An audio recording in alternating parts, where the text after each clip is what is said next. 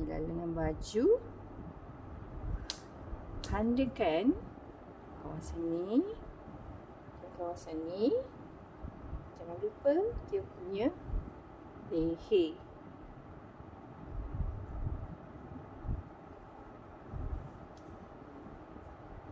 So basi dalam 1,5 cm.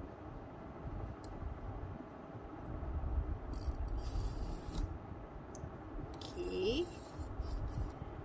Lepas tu yang ini lukis je.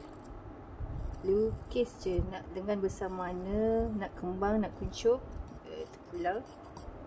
So boleh lukis je. Okey. Tak berapa nampak Kau lebih biru sekejap. Okey. So ini asal baju yang kita tekap ni adalah baju kurung.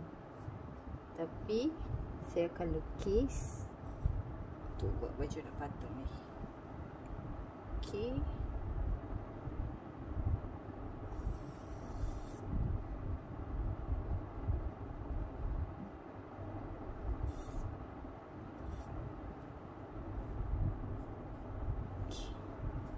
Lepas tu yang atas ni pun, atas ni sebelah lengan ni pun kita lukis dia. Senang je, lukis garis lurus sebab bahu kita lurus. Okey, so agak-agak selalu agak-agak 1,5 cm daripada bahu ni. Ni 1,5 cm. And then kita lukis macam tu. Okay. So lepas ni boleh gunting.